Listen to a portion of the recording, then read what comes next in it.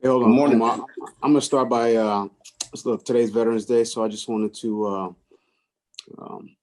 you know shout out Adam LaChance, who's on our strength and conditioning staff. He's a veteran, and I wanted to thank him for his service and all the veterans for their service.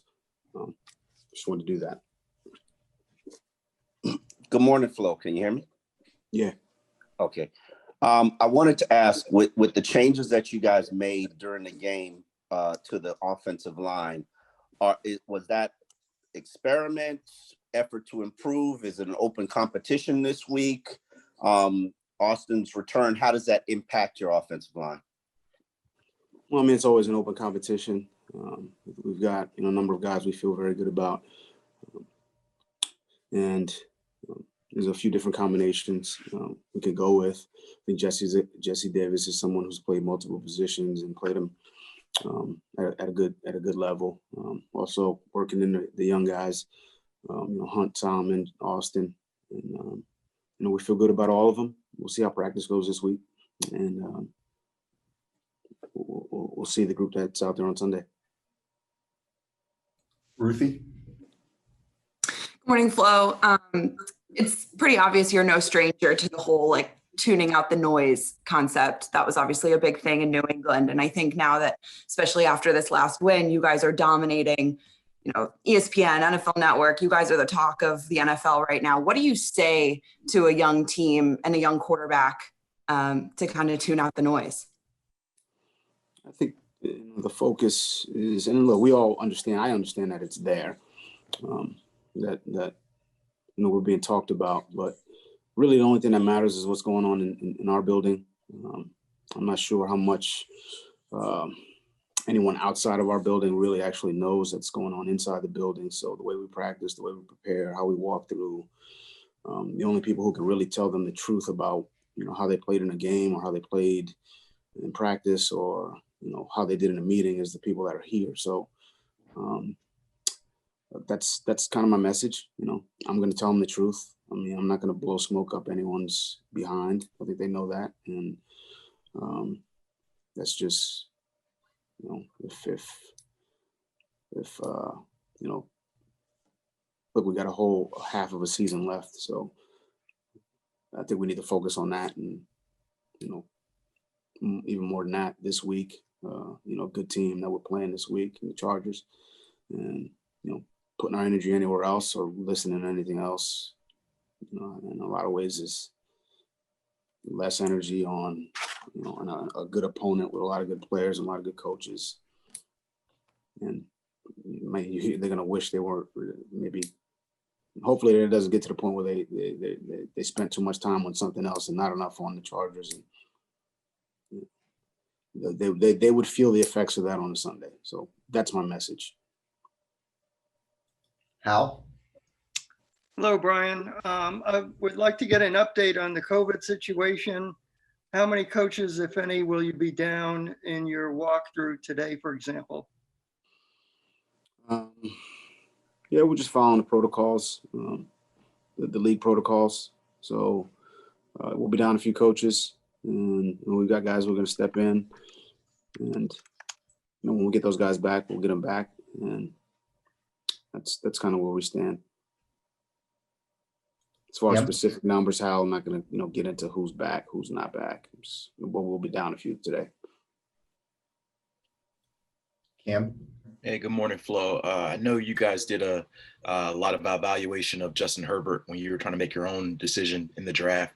What have you seen from him so far, maybe, and has any of it surprised you given, your own homework on him? He's a very good player. He's talented, big arm, athletic. He's very smart in the meetings that we when we spend time with him. So that's not surprising. It's not surprising at all that he's having success. I think he's got a good team around him. He's well coached. Anthony's someone I have a great respect for. I know he's doing a good job. He's got a tough physical team over there. He's well coached, and he's playing well. So it's a big test for us, and we know that. We're gonna have to prepare well all week. Steve? Good morning, Ryan. What has pleased you the most about Tua's progress since he became the starter? I think his it's the same thing that he did earlier in the year. I mean, his preparation, his focus, his wanting his asks, the way he asks questions, wanting to learn. So,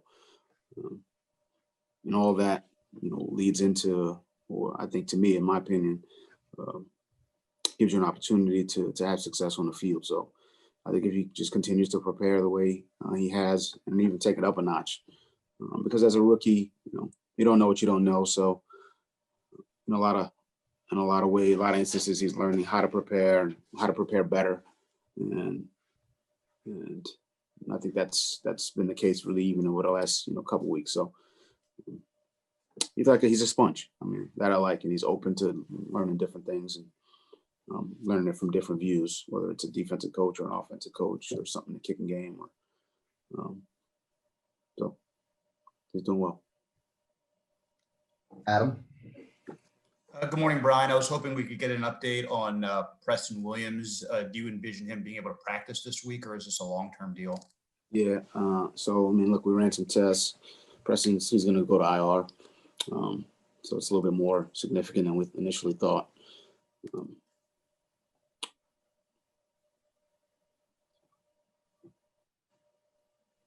Joe? Coach, obviously, I'll follow up on that important news. What does the loss for a minimum of 3 games mean to the team, and how prepared do you feel some of the receivers who haven't played a lot yet, such as Bowden and perhaps Callaway, are to contribute? It's a big loss. I mean, Preston's made a lot of plays for us with the first half of the season. But we got guys who will step in. Jakeem stepped in for him last week. Mac Hahn stepped in and had a big play. Kirk Merritt was up last week, played well in the kicking game, played a little bit offensively. So, and you mentioned Lynn, and so yeah, these guys. I think it's kind of how we have to approach this. Someone could be down for COVID, someone could be down due to injury. We need the next person to step in. Player, coach, whatever it may be. So that's kind of as a team, it's 2020, so we need to take that approach, and I think those guys will step in. We got to get them coached up and put them in positions to have some success. Barry? Hi, Brian. Just to make clear, is Preston out for the season? And also, is Callaway close to being able to help you, do you think? Preston's going on IR. And then Callaway, he's on the practice squad, and I practiced for the first time last week. We got 2 days of practice in, so I don't want to speculate on how long, Preston's out, but it's enough that he's got to go on IR. So still running tests, and we'll see where that goes.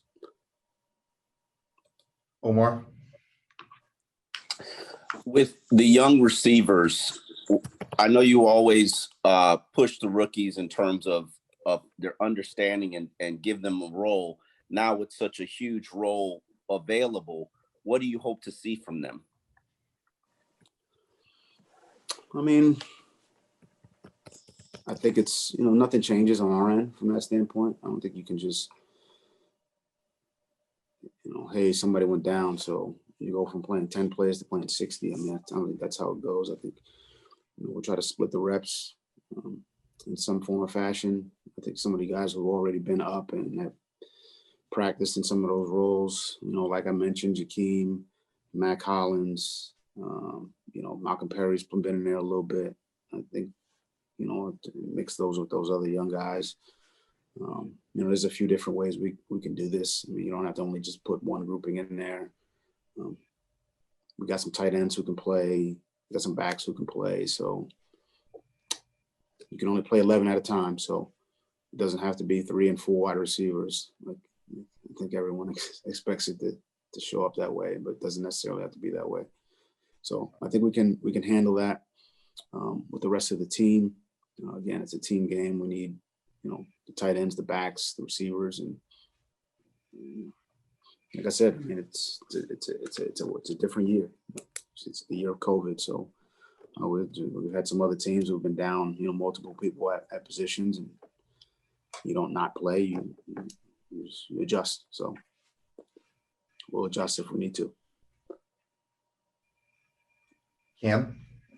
Hey, Flo, I guess yesterday we talked to Chan and we asked him about Tua, and he said he doesn't really see a difference from him as far as how he looked in college, and I guess his physicality. I wanted to ask you, where do you see him in comparison to maybe where you were watching on tape as far as his athleticism and, his movement?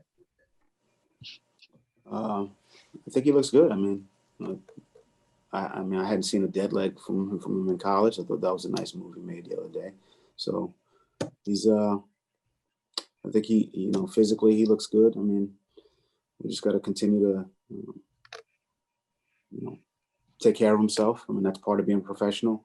From a nutritional standpoint, from a weightlifting standpoint, again, obviously from a preparation standpoint, all those things are important. And, is there a difference? I mean, I don't know. I guess I'm not really thinking about it in those terms. I just think he looks like he's healthy, and he's helping us. He's doing a good job with his preparation and leading the offense, and yeah, he looks healthy to me. I got one more, Martenzi. Hi, Brian. Martenzi Johnson with the Undefeated. Kind of a two-parter here for you. First, what specialness, if any, is there for you when you get to coach against another Black head coach? And then also, this game you all have Sunday will be the only time this year where two full-time Black head coaches will go against each other. So what do you think that says about the current diversity of head coaches? Well, I got a lot of respect for Alen. I met him at a coaching symposium probably 2 years ago. I went to one when I was, a position coach. Sorry, somebody just walked in here. I met him at a symposium a few years back, and picked his brain on a few different things. He probably doesn't remember that, but a lot of respect for him as a coach, as a man. I think he's got leadership qualities that are out of this world. His teams are tough, they're physical, and there's a lot of things that I learned from him, that I took from him, that I try to bring here and try to implement here. So a lot of respect for him. As far as the second part of your question, I mean, diversity from let's call it a head coach and general manager positions in the NFL, is something that people are talking about all the time. And I've always said there are many worthy minority coaches in this league that have leadership qualities and are smart and are great teachers, and can help young people or young men become the best versions of themselves. I mean, I think I see that really on a weekly basis when I talk to coaches on the field, pregame and postgame. So they're out there. We just need opportunity, and thankfully I was afforded one, and I think there's plenty of minority coaches out there who would take advantage of the opportunity, if it presented itself.